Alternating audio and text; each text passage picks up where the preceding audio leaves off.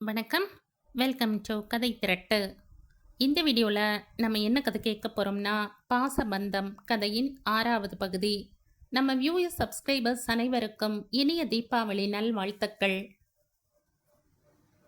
பக்கெட்டின் விளிம்பை பிடித்தபடி உள்ளே கைகளை விட்டு தண்ணீரில் விளையாடிக் கொண்டிருந்த தேஜா ஒரு கட்டத்தில் காலுக்கு அருகில் இருந்த சோப்பு வழுக்கி தலை குப்புற உள்ளே விழுந்திருக்கிறாள். இதை கௌதமிடம் மிருதுளா எடுத்து சொல்ல, "ஓ, நான் எப்பவும் இப்படித்தான் குளிப்பாட்டுவேன். இதுவரை இந்த மாதிரி ஆனதில்ல" என்றான் குழப்பமாக. அதற்கு மிருதுளா, "நீங்க பக்கத்துல பிடிச்சிட்டு இருக்கும்போது ப்ராப்ளம் இல்ல. பட் அவளை தனியா விட்டுட்டு வந்தீங்க. அதான் விளையாட்டு ஆர்வத்துல பக்கெட்டுக்குள்ள நல்லா குனிஞ்சு விளையாடிட்டு இருந்திருப்பா" என்றவள். "குழந்தை இந்த மாதிரி குளிப்பாட்டாதீங்க. ஒரு சின்ன ரவுண்டப், அதுக்குள்ள ரவுண்ட் டப், அதுக்குள்ள உட்கார வச்சு குளிக்க வைங்க" என்றவள். சிறிது நேரம் கழித்து குழந்தை சரியானதும் வீட்டில் இருந்த வெற்று டப்பை எடுத்து வர சொல்லி குழந்தையை எப்படி குளிப்பாட்ட வேண்டும் என்பதை அவனுக்கு சொல்லிக் கொடுத்தாள். டப்பில் பாதியளவு தண்ணீரை நிரப்பி குழந்தையை உள்ளே உட்கார வைத்தவள் வெது வெதுப்பான தண்ணீரை ஜக்கில் எடுத்து அவளது கண்களில் படாமல் கொஞ்சம் கொஞ்சமாக அவளது உடம்பில் ஊற்றி குளிப்பாட்டினாள். அதுவரை அழுது கொண்டிருந்த தேஜா திரும்பவும் தண்ணீரை பார்த்த மகிழ்ச்சியில் கைகளால் சுற்றியிருந்த தண்ணீரில் அடித்து விளையாட, பக்கத்தில் நின்று கொண்டிருந்த இருவர் மேலேயும் சோப்பு தண்ணீர் தெளிக்க, "அம்முக்குட்டி, இப்படியெல்லாம் விளையாடக்கூடாது பாரு, அவங்க மேலெல்லாம் தண்ணி" என்ற கௌதம் தேஜாவிடம் சொல்ல, "பரவாயில்லங்க, குட்டி குழந்தைங்கன்னா அப்படித்தான் இருப்பாங்க" என்ற புன்னகையுடன் மிருதுளா சொல்ல, எல்லா நாட்களிலும் அவள்தான் தேஜாவை குளிப்பாட்டி விடுவாள் என்பது அவனுக்கு ஞாபகம் வர, அவளுக்கு போய் நாம் சொல்கிறோமே என்ற எண்ணத்தில் அசடு வழிந்தான். பல மணி நேரம் கழித்து ஒரு வழியாக குளியல் முடிய, தேஜா செய்த சேட்டையில் இவர்கள் இருவரும் குளிக்காமலேயே குளித்திருந்தனர். இருவர் ஆடையும் முழுவதுமாக நனைந்திருந்தது.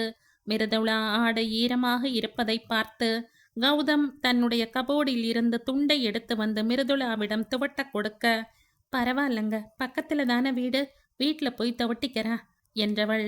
"பாப்பாவோட திங்ஸ் ஹால் சோஃபாவில் இருக்கு, அந்த பொம்மை இல்லாம அவ தூங்க மாட்டா, கொடுத்துடுங்க" என்று விட்டு குழந்தையை பத்திரமாக பார்த்து கொள்ளும்படி கூறிவிட்டு குழந்தையை அவனிடம் கொடுத்துவிட்டு நகரப்போக, அவளின் சேலையை பிடித்து இழுத்தாள் அந்த பட்டுக்குட்டி.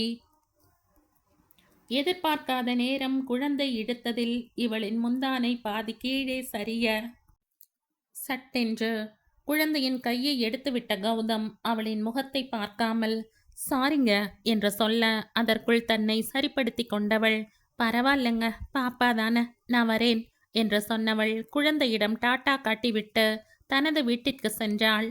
இப்படியாக கௌதம் மிருதுளாவின் நட்பு தேஜா என்ற இழு விசையால் நெருங்கிக் கொண்டே செல்ல, இங்கே ஆரா ஜெய் காதல்தான் கிணற்றில் போட்ட கல் போல அப்படியே இருந்தது. 2 முறை தன் காதலை ஜெய் சொன்ன பிறகும் ஆராவிடம் இருந்து எந்த ஒரு சாதகமான பதிலும் இதுநாள் வரை வரவில்லை. புன்னகைப்பதும் நன்றாக பேசுவதுமாக இருக்கும் ஆரா ஜெய்யின் காதலை தெரிந்து கொண்டதைப் போல காட்டிக்கொள்ளவில்லை.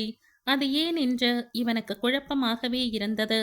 விருப்பம் இருக்கா இல்லையா என்பதை வெளிப்படையாக சொல்லிவிட வேண்டியதுதானே. அதை விட்டுவிட்டு ஒன்றும் சொல்லாமல் இருப்பது அவனுக்குள் இருக்கும் காதலை மேலும் தீவிரப்படுத்தியது. "அவ வேண்டாம் சொல்லிட்டா உனக்கு ஓகேவா" என்று அவன் மனசாட்சி கேள்வி கேட்கும்போது ஏனோ மனம் சுணங்கத்தான் செய்யும். இருந்தும் ஆராவிற்காக பொறுமை காத்தான். ஆனால் கூடிய விரைவில் அவளிடம் ஏற்பட போகும் மாற்றத்தால் தன்னுடைய பொறாமை காற்றில் பறக்கப் போகிறது என்று அப்பொழுது அவனுக்கு தெரியாது. இவ்வாறாக ஒவ்வொருவருக்கும் ஒவ்வொரு விதமாக நாட்கள் நகர்ந்து கொண்டிருக்க, ஒரு விடுமுறை நாளில் அப்பார்ட்மெண்ட் முன்பு இருக்கும் சின்ன பார்க்கில் தேஜாவுடன் அமர்ந்து தன் நண்பனுடன் பேசிக் கொண்டிருந்த கௌதம், அவன் அழைத்ததின் பேரில் குழந்தையை மற்ற சிறுவர்களுடன் விட்டுவிட்டு எழுந்து சென்றான். பிறகு சிறிது நேரம் கழித்து அவன் திரும்பி வந்து பார்க்க, விட்டு சென்ற இடத்தில் குழந்தை இல்லை. அதிர்ச்சியடைந்த கௌதம் சுற்றுமுற்றும் பார்க்க, எங்கும் குழந்தை இருப்பதாக தெரியவில்லை.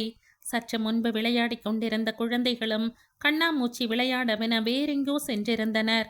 அதில் ஒரு சிறுவன் அந்த பக்கமாக வர, அவனிடம் குழந்தையை பற்றி கௌதம் விசாரிக்க, அந்த சிறுவனோ, ஒரு ஆன்ட்டி வந்து தூக்கிட்டு போனாங்க அங்கிள் என்று கூறிவிட்டு நண்பனை பிடிக்கும் ஆர்வத்தில் ஓடிவிட, இவனுக்கோ ஒருவேளை மிருதுளா இல்லை ஆராவை சொல்கிறானோ என்று நினைத்தவன் வேகமாக படிகள் ஏறி அவர்கள் வீட்டிற்கு சென்றவன் வாசலில் நின்று கொண்டிருந்த பார்வதியிடம் குழந்தையை பற்றி கேட்க, அவரோ இல்லையே தம்பி, அவங்க யாரும் தூக்கிட்டு வரலையே, என்னாச்சு தம்பி, குழந்தை எங்க என்று கேட்டுக்கொண்டிருக்க, அந்த நேரம் வெளியே வந்த மிருதுளாவின் காதில் இவர்கள் பேச்சு விழ, குழம்பியவள் கௌதம் என்ன சொல்கிறான் என்று கூர்ந்து கவனிக்க, அடுத்து அவன் குழந்தையோட கீழே பார்க்கில் விளையாடிட்டு இருந்த ஃப்ரெண்ட் கூப்பிட்டான்னு அப்படி போயிட்டு வர்றதுக்குள்ள விளையாடிட்டு இருந்த குழந்தையை காணோம் என்று கலக்கத்துடன் சொன்னதை கேட்டு அதிர்ந்த மிருதுளா, என்ன சொல்றீங்க, பாப்பாவை காணமா என்றவளுக்கு குரல் கரகரத்தது.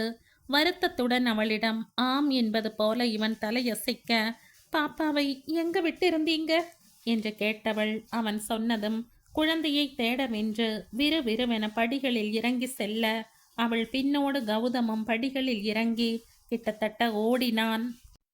கீழே வந்தவள் கௌதம் சொன்ன இடத்தில் தானும் ஒரு முறை நன்றாக தேட அவளுடன் கௌதமும் சேர்ந்து எல்லா இடங்களிலும் தேடினான். பின்பக்கம் இருந்த கார் பார்க்கில், அங்கிருந்த சூப்பர் மார்க்கெட் என்று எல்லா இடங்களிலும் தேடியவர்கள் தங்களுக்கு நன்கு தெரிந்தவர்கள் வீடுகளில் சென்று விசாரித்தனர். யாருமே தாங்கள் குழந்தையை பார்க்கவில்லை என்று சொல்ல அவர்கள் இருவருக்கும் நெஞ்சுக்குள் பயம் தொற்றிக் கொண்டது. அடுத்து வாட்ச்மேனிடம் சென்று கிட்டத்தட்ட சண்டையிடாத குறையாக கேட்க, அவனோ வயிறு சரியில்லாத காரணத்தால்தான் இப்பொழுதுதான் பாத்ரூம் சென்று வந்ததாக சொல்ல, மேற்கொண்டு அவனை ஒன்றும் சொல்ல முடியாமல் போய்விட்டது. அதற்குள் இந்த விஷயம் கௌதம் மிருதுளாவின் வீடுகளிலும் அக்கம் பக்கத்தில் இருந்தவர்களுக்கும் தெரிய வந்தது. விஷயம் கேள்விப்பட்டு சேகர், ஆரா, ஜெய் மூவரும் கீழே இறங்கி வந்து அவர்களும் அனைத்து இடங்களிலும் தேடியும் ஒரு பலனும் இல்லை. வாட்ச்மேனும் தெருவில் சற்று தூரம் வரை சென்று தேடிவிட்டு வந்தான். எங்கும் குழந்தை தென்படவில்லை. குழந்தை எங்கும் கிடைக்கவில்லை என்ற கவலையும், இப்படி குழந்தையை பொறுப்பில்லாமல் விட்டு சென்ற கோபத்திலும் மிருதுளா கௌதமிடம், இப்படியா குழந்தையை தனியா விட்டுட்டு போவீங்க, எத்தனை தடவை சொல்றது குழந்தையை கவனமா பார்த்துக்கோங்கன்னு, இப்படியா கேர்லெஸ்ஸா இருப்பீங்க என்று அழுகையும் கோபமும் கலந்த ஆற்றாமையில் கத்த ஆரம்பிக்க, ஆராதான் அக்கா ஏன் இப்படி கத்துற, கொஞ்சம் பொறுமையா இரு என்று சமாதானம் செய்ய அவளையும் பிடித்து வாங்கிவிட்டாள். மிருதுளாவின் கேள்விகளுக்கு பதில் சொல்ல முடியாமல் கைகளை பிசைந்து கொண்டு நின்றிருந்தான் கௌதம். அதற்குள் அக்கம் பக்கத்தினர் அந்த சிறுவன் சொன்னது போல யாராவது பிள்ளையை கடத்துபவர்கள் தூக்கி சென்றிருக்கலாம் என்று தங்களது பங்கிற்கு பீதியை கிளப்பிவிட, அதற்கு மேல் அமைதியாக நிற்க முடியவில்லை மிருதுளாவால். யாருடைய அழைப்பையும் கேட்காமல் குழந்தையை தேடி வேகமாக தெருவில் இறங்கி நடக்க ஆரம்பிக்க, கௌதம் தான் தனது காரை எடுத்துக்கொண்டு அவள் பின்னாடி சென்றான். இங்கே ஜெய்யோ சேகரிடம் சொல்லிக்கொண்டு தனது பைக்கை எடுத்துக்கொண்டு கிளம்ப அவனுடன் சேர்ந்து கொண்டாள் ஆரா. இரு வாகனங்களும் எதிரெதிர் திசைகளில் தங்களது தேடல்களை தொடங்கியது. காரை எடுத்துக்கொண்டு கௌதம் வருவதற்குள் மிருதுளா அந்த தெருவின் திருப்பத்திற்கு சென்றிருக்க, வேகமாக காரை செலுத்தியவன் அவள் முன் பிரேக் அடித்து நிறுத்திவிட்டு அவளை காரில் ஏறும்படி சொல்ல, அவளோ இவனை ஒரு முறை முறைத்துவிட்டு தனது நடையை தொடர, இன்னும் அவள் அருகில் நெருங்கி காரை நிறுத்தியவன் கீழே இறங்கி, சொன்னா கேளு மிருதுளா, இப்படியே நடந்து எங்க போய் தேடுவ, அதுவும் தனியா, முதல்ல வண்டியில ஏறு என்று கோபமாக சொல்ல, விடுங்க நானே போய் தேடுறேன் என்று அவள் அடம் பிடிக்க, அவளது கையை பிடித்து இழுத்து காரில் முன்பக்க இருக்கையில் உட்கார வைத்து லாக் போட்டவன் அந்த பக்கம் சென்று டிரைவர் சீட்டில் அமர்ந்து காரை கிளப்பினான். எங்கே செல்வது என்று தெரியாமல் கண்ணில் பட்ட தெருக்களில் எல்லாம் கௌதம் காரை ஊட்டி கொண்டிருக்க, பக்கத்தில் அமர்ந்திருந்த மிருதுளாவோ ஜன்னல் வழியே தேடலுடன் கண்களை அங்கும் இங்கும் பார்த்து கொண்டு வர, செய்திகளில் தொலைக்காட்சியில் வந்திருந்த சம்பவங்களின் தாக்கத்தில் கண்கள் கலங்கி கண்ணீர் வந்து கொண்டிருந்தது. கண்ணீர் பார்வையை மங்கலாக்க புறங்கையால் வேகமாக அவள் துடைத்து கொள்ள, துடைக்க துடைக்க மீண்டும் மீண்டும் கண்ணீர் வழிந்தோடியது. வாய்விட்டு அவள் அழவில்லை என்றாலும் அவளிடமிருந்து விசும்பல் சத்தம் வந்து கொண்டிருந்தது. திரும்பி மிருதுளாவை பார்த்த கௌதமிற்கே அவளின் அழுகை இன்னும் பயத்தை கொடுக்க வேகமாக வண்டியை செலுத்தினான். தெரிந்த தூரம் வரை தெரு தெருவாக சுற்றியவர்கள், கண்ணில் பார்ப்பவர்கள் அனைவரிடமும், இந்த பக்கம் யாராவது லேடி குழந்தையை தூக்கிட்டு போனாங்களா என்று கேட்க யாரிடமும் பதில் கிடைக்கவில்லை. எங்கும் குழந்தையை காணவில்லை. நேரம்தான் இரவை நெருங்கிவிட்டது. சோர்வுடன் ஒரு ஓரத்தில் காரை நிறுத்தியவன் மனதில் இருந்த பாரத்தில் கலங்கிய தன் கண்களை அந்த பக்கம் திரும்பி துடைத்து கொள்ள, அதற்குள் மிருதுளா அழும் சத்தம் கேட்கவும் திரும்பி பார்க்க, அவளோ முகத்தை கைகளால் மூடிக்கொண்டு தேம்பி தேம்பி அழுது கொண்டிருந்தாள். அதில் பதறியவன், மிருதுளா அழாதீங்க ப்ளீஸ், பாப்பா கிடைச்சிடுவா, நீங்க கவலைப்படாதீங்க என்ற தனக்கே இல்லாத நம்பிக்கையை அவளுக்கு கொடுக்க முயற்சிக்க, அவளுடைய அழுகை குறைவதாக இல்லை. இவன் மீண்டும் மீண்டும் தனது கவலையை மறைத்து கொண்டு அவளை சமாதானப்படுத்த முயல, ஒரு கட்டத்தில் நிமிர்ந்தவள் அழுகையுடன் கௌதம் பக்கம் திரும்பி, ஏன் இப்படி செஞ்சீங்க? குழந்தை இப்படியா கேர்லெஸ்ஸா விடுவீங்க? கொஞ்சம் கூட உங்களுக்கு அறிவில்லையா? இப்படித்தான் பாப்பாவை பார்த்துப்பீங்களா? அவ உங்க பொண்ணு தானே என்ற கோபத்தில் கத்தியவள் அவனின் சட்டையை கொத்தாக பிடித்து, எனக்கு தேஜா வேணும், என் பாப்பா எனக்கு வேணும், அவளுக்கு எதுவும் ஆகி இருக்க கூடாது, அவன் இல்லாம என்னால இருக்க முடியாது, இப்ப என் அம்முக்குட்டி எங்க இருக்காளோ, என்ன கஷ்டப்படுறாளோ என்ற கோபத்தில் ஆரம்பித்து இறுதியில் அழுகையுடன் கௌதமின் நெஞ்சில் சாய்ந்து கதற ஆரம்பித்து விட்டாள். வேறொரு ஆடவனின் நெஞ்சில் தான் சாய்ந்திருக்கிறோம் என்று அவளுக்கோ, வேறொரு பெண் தன்னை கேள்வி கேட்கிறாள் என்று கௌதமிற்கோ துளி கூட எண்ணம் இல்லை. அந்த சூழ்நிலையும் அவர்களை நினைக்க விடவில்லை. இருவரின் மனதில் இருப்பதெல்லாம் தேஜா தேஜா தேஜா மட்டுமே. மிருதுளா பாட்டுக்கு அழுது கொண்டிருக்க கௌதமிற்கு என்ன செய்வது என்று தெரியவில்லை. அமைதியாக அவள் அழுவதை பார்த்து கொண்டிருந்தவனை கலைத்தது அவனின் செல்போன் ஒலி.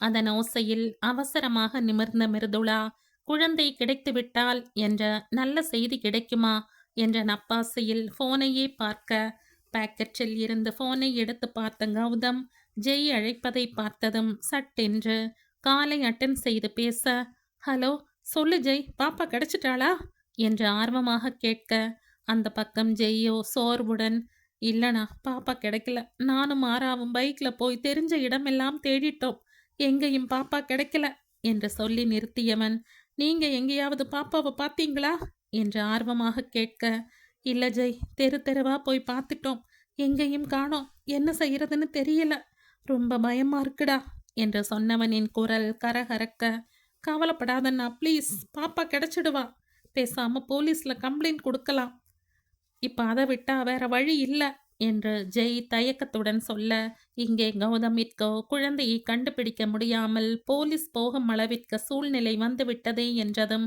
கொஞ்சம் பயம் பிடித்து கொண்டது. பதில் பேசாமல் அமைதியாக இவன் இருக்க, ஜெய்யின் 2-3 அழைப்பிற்கு பின்னே, சரி ஜெய், நான் போலீஸ் ஸ்டேஷன் போய் கம்ப்ளைண்ட் கொடுத்துட்டு வரேன் என்று சொல்லிவிட்டு வைத்து விட்டான். கௌதம் பேசிய அனைத்தையும் கேட்டு கொண்டிருந்தவளுக்கு போலீஸ் என்றதுமே நெஞ்சுக்குள் இன்னும் கலக்கம் கூடியது. செய்தித்தாள்களில் படித்த குழந்தை கடத்தல் சம்பந்தமான செய்திகள் எல்லாம் நினைவு வர உடலில் ஒரு நடுக்கம் உண்டானது. போன் பேசிவிட்டு மிருதுளா பக்கம் திரும்பியவன் ஜெய் சொன்னதை சொல்லி, அவன் சொல்றபடி ஸ்டேஷன்ல ஒரு கம்ப்ளைண்ட் கொடுத்துடலாம், உங்களை போய் வீட்டில் விட்டுட்டு நானும் ஜெய்யும் போலீஸ் ஸ்டேஷன் போறோம் என்று சொல்ல, அவளோ இல்லை வீட்டுக்கு போக வேண்டாம், அதுக்கெல்லாம் இப்ப டைம் இல்லை, இப்பவே நானும் நீங்களும் போலீஸ் ஸ்டேஷன் போகலாம் என்று உறுதியாக சொல்ல, அவனோ பெண்ணாக அவளை எப்படி அழைத்து கொண்டு ஸ்டேஷன் போவது என்ற தனது எண்ணத்தை சொல்ல, மிருதுளாவோ அதான் நீங்க இருக்கீங்கள, அதெல்லாம் ஒன்றும் ஆகாது என்று முடிவாக சொல்லிவிட, அவளின் மேல் இருந்த வியப்பு இவனுக்கு இன்னுமே அதிகமானது. 3ஆம் மனிதனான தன்னை இவ்வளவு நம்புகிறாளே என்று.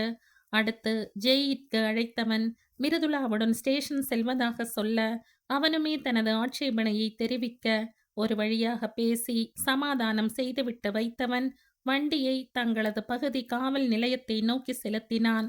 கௌதம் காவல் நிலையம் போய் சேர்வதற்கு முன்பே அங்கு வந்து காத்திருந்தான் ஜெய். ஏன் என்று கேட்க, அவர்களை தனியாக அனுப்ப மனமில்லாமல் வந்து விட்டதாக பதிலளித்தான். அடுத்து மூவரும் ஸ்டேஷனுக்குள் போக, காவல் ஆய்வாளர் வெளியே சென்றிருந்ததால் சிறிது நேரம் அங்கே அமர்ந்திருந்தனர். 10 நிமிடம் கழித்து ஆய்வாளர் வந்ததும் மூவரையும் உள்ளே போக சொன்னார் கான்ஸ்டபிள்.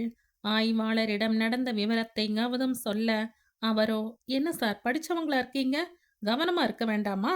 நியூஸ்ல எவ்வளவு செய்தி வருது" என்ற அறிவுரை வழங்கிக் கொண்டே தாளில் விவரங்களை எழுத, கௌதமோ, "அபார்ட்மெண்ட் உள்ளதான் சார் இருந்த, பக்கத்துல இருந்த வீட்டுக்கு போயிட்டு வர்றதுக்குள்ள பாப்பாவை காணோம்" என்ற வருத்தத்துடன் கூற, "கையில வச்சுட்டு இருந்தாலே ஏதாவது பொய் சொல்லி கடத்திட்டு போயிடுறாளுங்க.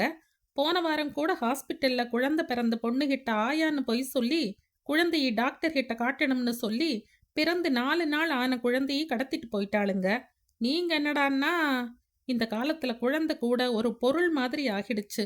திருடிட்டு போய் குழந்தை இல்லாத பணக்காரங்கிட்டயோ இல்ல ஏதாவது தப்பானவங்க கிட்டயோ பணத்துக்கு வித்துடுறாங்க. இப்படி இருக்கச்ச நாம உஷாரா இருக்க வேண்டாமா சார்" என்று அவர் மேலும் பயத்தை கொடுக்க, மூவருக்கும் வயிற்றுக்குள் ஏதோ பிசைந்தது. கவலையுடன் ஒருவர் முகத்தை ஒருவர் பார்த்து கொண்டனர். மிருதுளாவிற்கோ அதுவரை இருந்த சிறு நம்பிக்கையும் அடிபட்டது போல இருக்க, முழுக்கென்று கண்களில் கண்ணீர் நிறைந்தது. பேசிக்கொண்டே எழுதி முடித்த ஆய்வாளர் குழந்தையின் அங்க அடையாளங்களை குறித்து கொள்ள வேண்டி, "குழந்தை என்ன ட்ரெஸ் போட்டிருந்தது" என்று கேட்க, "அது வந்து" என்று கௌதம் யோசிப்பதற்குள், "கருப்பு கலர் ஃப்ராக்ல வெள்ளை கலர் பூ போட்டிருக்கும் சார்" என்று சட்டென்று பதில் சொன்னாள் மிருதுளா. அடுத்து, "ஏதாவது நகை அணிந்து இருந்தாளா" என்று கேட்கப்பட்ட கேள்விக்கும், "ஒன்றும் போடல சார்" என்று மிருதுளாவை பதில் அளிக்க, நிமிர்ந்து இவர்களை பார்த்த ஆய்வாளர் மிருதுளாவை பற்றி விசாரிக்க, "எதிர் வீடு" என்று பதில் அளித்தான் கௌதம். நம்ப மாட்டாமல் அவளை ஒரு பார்வை பார்த்த அதிகாரி அடுத்து எல்லாவற்றையும் குறித்து கொண்டு, குழந்தையின் புகைப்படத்தையும் பெற்றுக்கொண்டு, புகார் பதிவு செய்யப்பட்டதற்கான ரசீதை கொடுத்து, தகவல் தெரிந்தால் சொல்லி அனுப்புவதாக கூறி அனுப்பி வைத்தனர். வெளியே வந்தவர்களுக்கோ அவர் கடைசியாக சொன்ன, "குழந்தை கழுத்துல நகை போடாததால ஒன்று எங்கேயாவது கேங் கிட்ட வித்திருப்பாங்க, இல்ல குழந்தை இல்லாதவங்க கிட்ட விற்க ட்ரை பண்ணலாம்" என்று கூறியதே மனதுக்குள் ஓடி மேலும் பயத்தை உண்டாக்கியது. அதன் பிறகு ஜெய் தனது பைக்கை எடுத்துக்கொண்டு கிளம்ப, மிருதுளாவும் கௌதமும் காரில் கிளம்பி சென்றனர். காவல் அதிகாரி சொன்ன வார்த்தைகளின் தாக்கத்தில் ஜன்னல் பக்கம் திரும்பி இருந்த மிருதுளா சத்தம் இல்லாமல் அழுது கொண்டிருக்க, அவளை கவனித்த கௌதமிற்கும் ஒரு தந்தையாக குழந்தையை நினைத்து உள்ளக்குள் பயமாக இருந்தது.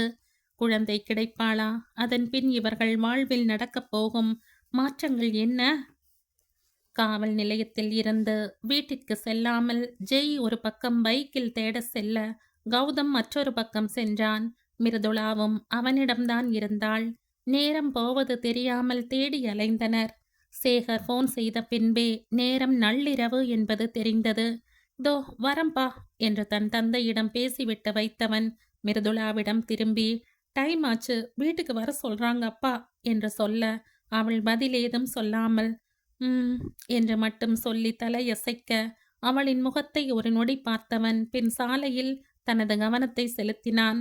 வீட்டை நோக்கி கௌதம் காரை ஓட்டிக் கொண்டிருக்க, மிருதுளா தெருவை வேடிக்கை பார்த்து கொண்டிருந்தாள். காலை பார்த்த குழந்தையை இப்பொழுது காணவில்லை என்ற விஷயத்தை அவள் மனம் ஏற்க மறுத்தது.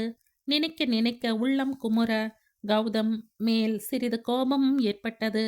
தேஜா இப்பொழுது எங்கிருக்கிறாளோ, பசி தாங்க மாட்டாளே என்று நினைக்கும் பொழுது அவளையும் அறியாமல் சூடான கண்ணீர் கண்களில் வழிந்தோடியது.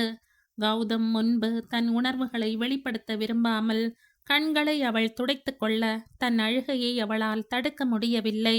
மீண்டும் மீண்டும் வழிந்து கொண்டிருந்த கண்ணீரை சேலை முந்தானையால் சத்தம் இல்லாமல் அவள் துடைத்து கொண்டிருந்தாள். அவள் கை விரல்கள் அவ்வப்போது முகத்துக்கு செல்வதில் இருந்தே குழந்தையை நினைத்து அவள் அழுகிறாள் என்பதை அவள் முகம் பார்க்காமலேயே தெரிந்து கொண்டான் கௌதம். பக்கத்தில் தானே விட்டு செல்கிறோம் என்று நினைத்து சென்றது எவ்வளவு பெரிய முட்டாள்தனம் என்று அவனை நினைத்தே அவனுக்கு கோபமாக வந்தது. அதே நேரம் காம்பவுண்டுக்குள் வந்து குழந்தையை திருடும் அளவுக்கு செல்வார்களா என்ற கேள்வியும் எழுந்தது. தன் கவனக்குறைவே இந்த துன்பத்துக்கு காரணம் என்று நினைக்கும்போது எழுந்த ஆத்திரத்தில் ஸ்டீரிங் வீலில் கை முஷ்டியால் குத்தியவன் "ச்ச" என்று தன்னையும் மீறி கத்திவிட்டான். மிருதுளாவிற்கு கௌதம் பக்கம் திரும்பாமலேயே அவனின் உணர்வுகளை புரிந்து கொள்ள முடிந்தது. இருந்தும் அமைதியாக இருந்தாள். சில மணி நேரங்களில் இருவரும் அபார்ட்மெண்ட் வந்து சேர, காரை பார்க்கிங்கில் நிறுத்தியவன் மிருதுளாவிடம் திரும்பி, நான் தேஜாவை தனியா விட்டுட்டு போனது பெரிய தப்பு. இப்படி ஆகும்னு நினைச்சு பார்க்கல.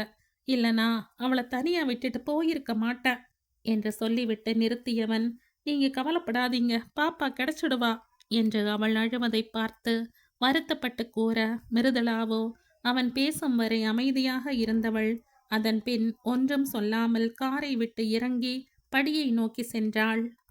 போகும்போது தன் கண்களை அவள் துடைத்துக் கொள்வதை பார்த்த கௌதம், போகும் அவளையே சில நிமிடங்கள் பார்த்திருந்தவன் பின் அப்படியே சீற்றில் தலை சாய்த்து கண்களை மூடிக்கொண்டான். குழந்தையை நினைக்கையில் நெஞ்சுக்குள் பயம் சூழ்ந்தது. மேலே வீட்டிற்கு வந்த மிருதுளாவோ அழுகையுடன் உள்ளே சென்றவள். நேரே ஹாலில் இருந்த சாமி படம் வைக்கப்பட்டிருக்கும் ஷெல்ஃப் முன்பு அமர்ந்தவள். கண்களை மூடிக்கொண்டு கைகளை கூப்பி மனதுக்குள் தனக்கு தெரிந்த கடவுள் துதி பாடல்களை எல்லாம் ஜபித்தபடி வேண்டிக் கொண்டிருந்தாள். கண்ணீர் மட்டும் விடாமல் வழிந்து கொண்டிருந்தது. ஆராவும் பார்வதியும் ஹாலில்தான் அவளுக்காக காத்திருந்தனர். மிருதுளா உள்ளே வந்ததில் இருந்து அவளது செயல்களை பார்த்து கொண்டிருந்த ஆரா எழுந்து அவள் அருகில் சென்று தோள்களில் கை வைக்க திரும்பி பார்த்த மிருதுளாவிற்கு அத்தனை நேரம் அடக்கி வைத்திருந்த அழுகை உடைப்பெடுக்க கதறலுடன் தங்கையின் மடியில் தலை கவிழ்ந்தவள், எனக்கு பயமா இருக்கு அம்மோ என்று புலம்பியபடி அழுது கரைந்தாள். ஒன்றும் சொல்லாமல் அமைதியாக அக்காவின் தலையை தடவி கொடுத்த ஆரா அவளின் அழுகை குறைந்ததும் முகத்தை நிமிர்த்தி கண்களை துடைத்து விட்டவள், அழாதக்கா, பாப்பாக்கு ஒன்றும் ஆகியிருக்காது, கூடிய சீக்கிரம் உங்கிட்ட வந்துடுவா. பாப்பா மேல நீ உயிரையே வச்சிருக்க. மற்றவங்களை விட அது இந்த கடவுளுக்கு நல்லா தெரியும். இந்த கடவுள் உன் வாழ்க்கையில இதுவரை ஒரு நல்லதும் செய்யல. நிச்சயம் இந்த விஷயத்துல அவர் உன்னை கஷ்டப்படுத்த மாட்டாரு. நம்புக்கா, தேஜா உன்னோட பொண்ணு. அவ கூடத்தான் உன் வாழ்க்கை. உன்னை விட்டு அவ எங்கேயும் போக முடியாது என்று சொன்னவளின் மனதுக்குள் தான் நினைத்தது நடந்தே ஆக வேண்டும் என்ற உறுதி. அதன் பின் சகோதரிகள் இருவரும் தங்களது பாட்டியை கட்டாயப்படுத்தி உறங்க அனுப்பிவிட்டு நடந்ததை நினைத்து கவலையுடன் பேசிக்கொண்டே இருக்க, ஹால் சோஃபாவிலேயே அமர்ந்த வாக்கில் ஆரா தூங்கி போக, மிருதுளாவோ ஒரு நொடி கூட கண்ணயரவில்லை. மனதுக்குள் கடவுளிடம் வேண்டிக் கொண்டே தனக்கு எப்பொழுது துன்பம் வந்தாலும் செய்யும் ஸ்ரீராம ஜெயம் எழுதுவதை அந்த இரவிலும் செய்தாள். இங்கே மிருதுளா இப்படி என்றால், அங்கே கௌதமோ படுக்கையில் படுத்திருந்தாலும் அவன் கண்கள் உறக்கத்தை நெருங்கவில்லை. கைகளை தலைக்கு கொடுத்து கட்டிலில் படுத்திருந்தவனின் கண்கள் மேலே சுவற்றை வெறித்து கொண்டிருக்க, எண்ணங்கள் அன்றைய நாளில் நடந்த சம்பவங்களையும் அதன் தாக்கத்தையும் அசை போட்டு கொண்டிருந்தது. மீண்டும் மீண்டும் தனது தவறை நினைத்து மருகிக் கொண்டிருந்தவனின் நினைவுகள் ஏனோ அவனையும் அறியாமல் மிருதுளாவிடம் வந்து நின்றது. குறிப்பாக அவள் முறைத்து பார்த்ததை நினைக்கையில் தேஜாவின் தந்தை நானா இல்லை அவளா என்று நினைக்க தோன்றியது. அவளின் கண்ணீர் முகம் எண்ணுகையில் இவனுக்குள் சிறு வலி ஏற்படுவதை அவனால் தடுக்க முடியவில்லை. யாழினியும் இப்படித்தான், அழுவதே வெளியில் தெரியாது. இதோ இந்த அறையில் இந்த கட்டிலில் எத்தனை முறை யாழினி அழுவதை பார்த்திருப்பான். இவன் நெஞ்சில் தலை சாய்த்து அவள் படுத்திருக்க, அவளின் தலைமுடியை இவன் மெதுவாக கோதிவிட, சில நொடிகள் கழித்து நெஞ்சு பகுதியில் ஈரத்தை இவன் உணர்ந்த பின்பே அவள் அழுகிறாள் என்பது தெரியும். அப்படி யாழினி அழும் நேரங்களில் எல்லாம் அவளை எழுப்பி தன் முகம் பார்க்க வைப்பவன் ஒன்றும் சொல்லாமல் அவள் கண்களை துடைத்துவிட்டு நெற்றியில் ஆழ்ந்த முத்தம் ஒன்றை பதிப்பவன் மடியில் அவளை படுக்க வைத்து தோளில் தட்டி கொடுப்பான். வேறு சில சமயங்களில் அவளை அப்படியே தன்னோடு சேர்த்து இருக்க அணைத்து அவள் நெற்றியில் தன் தாடையை வைத்து கொண்டு சில நிமிடங்கள் அப்படியே நிற்பான். இதிலேயே அவளின் கவலைகள் எல்லாம் பறந்து போய்விடும். யாழினியும் கௌதமிடம் இதைத்தான் எதிர்பார்ப்பாள். ஆறுதலை வார்த்தைகளில் வெளிப்படுத்தாமல், சத்தம் இல்லாமல் இப்படி செய்கையில் வெளிப்படுத்தும் போது ஏனோ தன் கவலைகள் எல்லாம் பஞ்சு மிட்டாய் போல நொடிகளில் கரைந்து போவது போல அவளுக்கு தோன்றும். அப்படிப்பட்ட நேரங்களில் அவனின் இடுப்பை கட்டிக்கொண்டு தன் கவலைகளை மறந்து தூங்கி விடுவாள். இன்று மிருதுளாவை பார்க்கையில் உணர்வுகளை வெளிப்படுத்துவதில் அவள் யாழினியை ஒத்திருப்பதைப் போல தோன்றியது கௌதமிற்கு.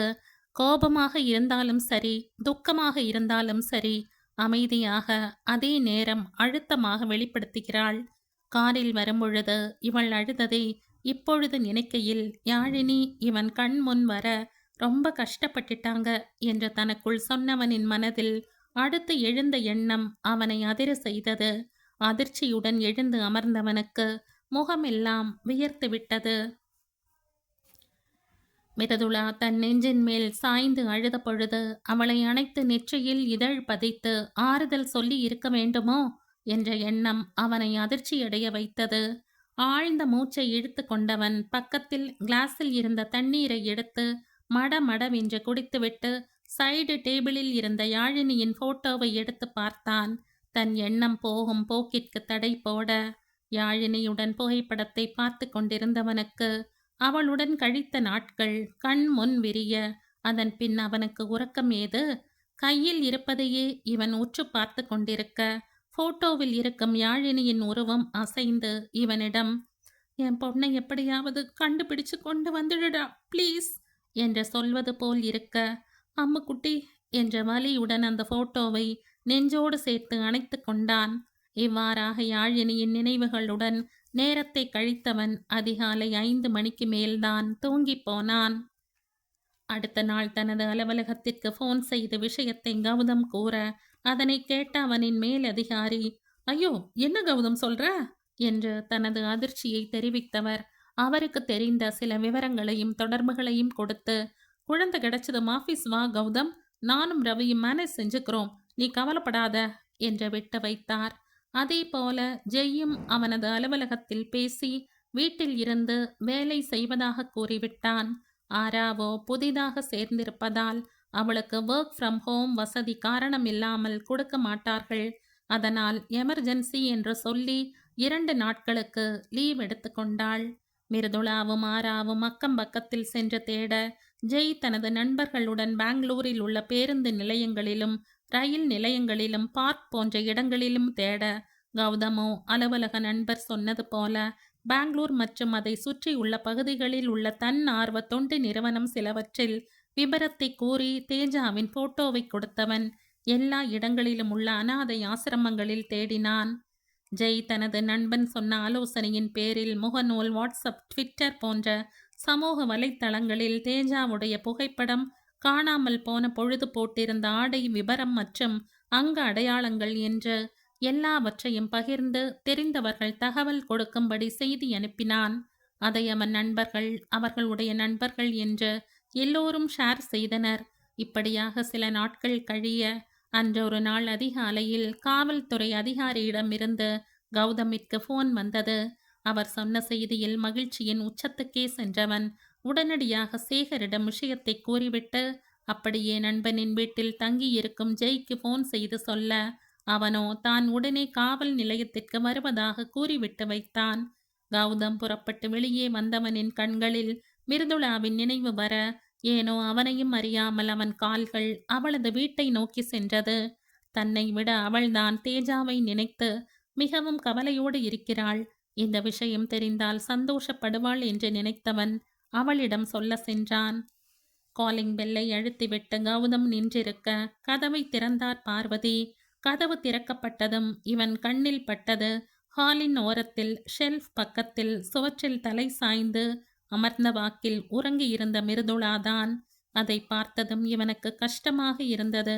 பார்வதி பல தடவை அழைத்த பின்பே நினைவுக்கு வந்தவன், இன்ஸ்பெக்டர் இப்பதான் ஃபோன் செஞ்சார் பாட்டி, எங்கோ ரெய்டு போன இடத்துல கடத்தப்பட்ட குழந்தைகள் சிலரை மீட்டிருக்காங்களாம், அதுல ஒரு பெண் குழந்தையும் இருக்காம், வர சொல்லியிருக்காங்க என்று கூற, அப்படியா தம்பி, கடவுள் உங்களை கைவிட மாட்டாருப்பா என்ற மகிழ்ச்சி அடைந்தவர் நேரே சென்று மிருதுளாவை எழுப்ப, அடித்து பிடித்து எழுந்தவளிடம் அவர் விஷயத்தை கூற, அப்படியா ஆச்சி என்ற மகிழ்ச்சியில் கண்களை விரித்தவள் கடவுள் படத்தை பார்த்து கையெடுத்து கும்பிட்டுவிட்டு கௌதமிடம் வந்தவள், ஒரு செகண்ட் இருக்கிறீங்களா, நானும் வரேன் என்று சொல்ல புன்னகையுடன் சரி என்றான் அவன். சில நிமிடங்களில் முகம் கை கால் கழுவி தன்னை ரெஃப்ரெஷ் செய்து கொண்டு அவள் வர இருவரும் காவல் நிலையத்துக்கு சென்றனர்.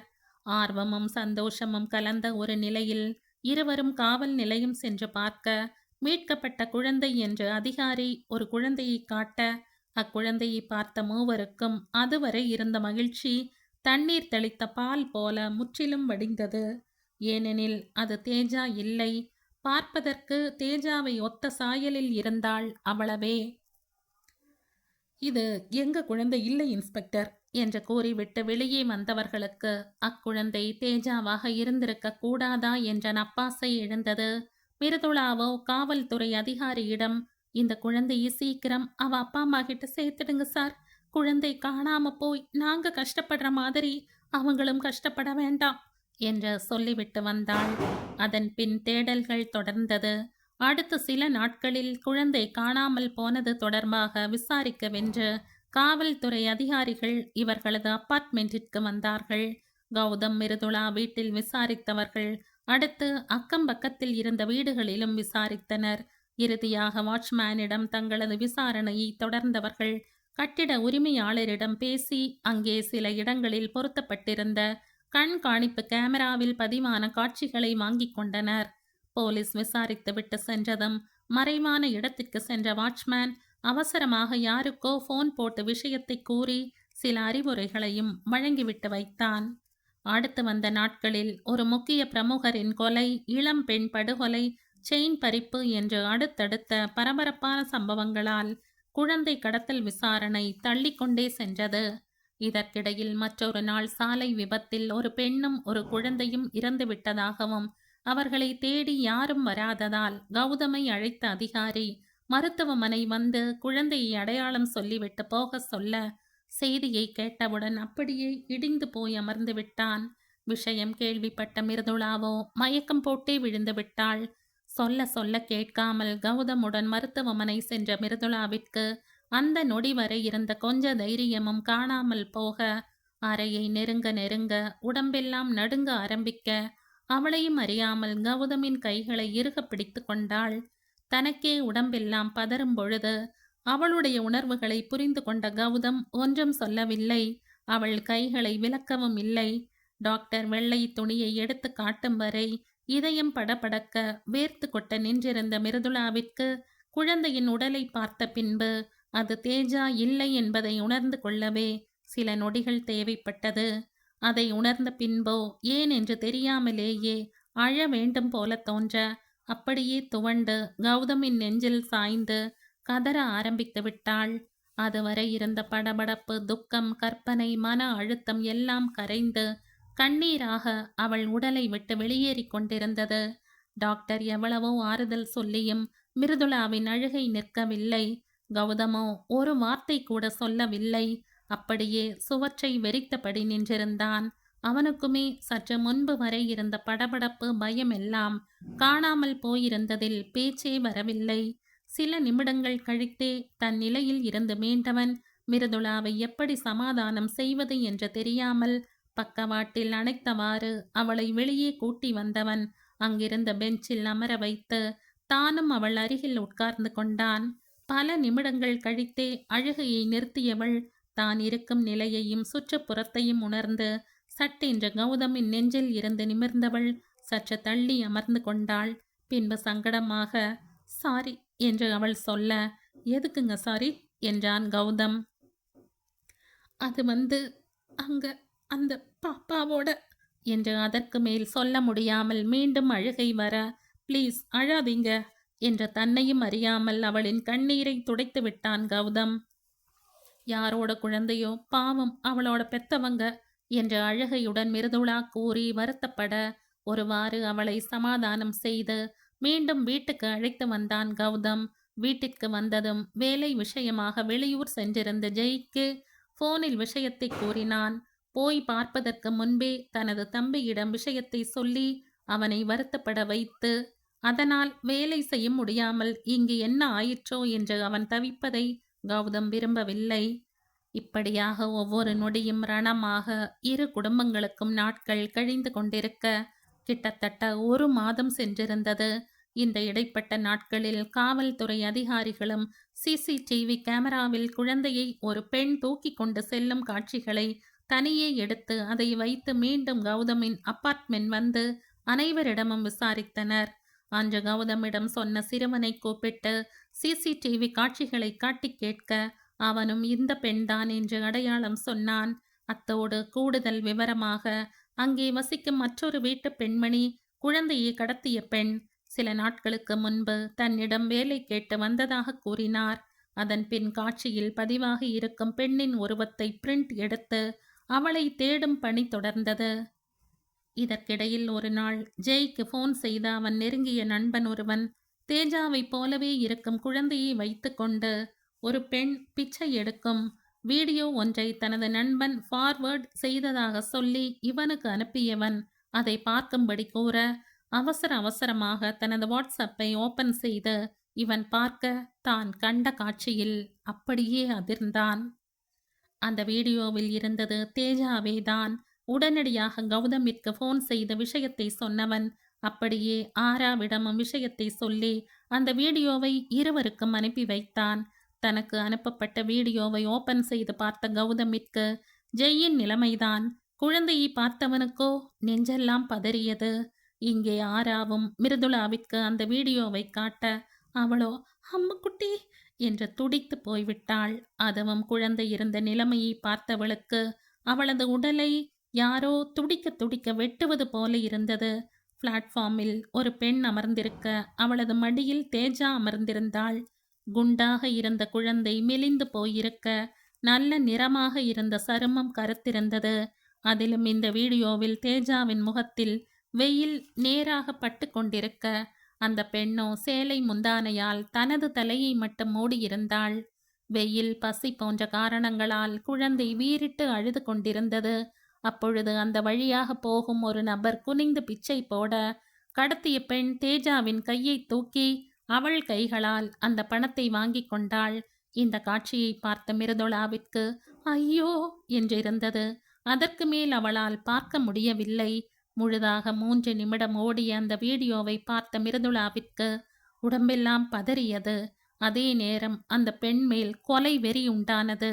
இங்கு கௌதமோ தனது மொபைலை எடுத்துக்கொண்டு காவல் நிலையத்திற்கு சென்றவன் விபரத்தை சொல்லி அந்த வீடியோவை காட்ட, உடனே வேறொரு அதிகாரியை அழைத்த அவர் அந்த வீடியோவை காப்பி செய்து கொள்ள சொன்னார். சில நாட்களுக்கு முன்பு அலுவலக நண்பர் மூலம் காவல்துறை உயர் அதிகாரிகளை தொடர்பு கொண்டு விசாரணையை துரிதப்படுத்தும்படி கௌதம் சார்பாக சொல்லி இருந்ததால் அதன் பின் காரியங்கள் வேகமாக நடந்தது. இந்த கதையின் தொடர்ச்சியை அடுத்த பதிவில் கேட்கலாம். நன்றி.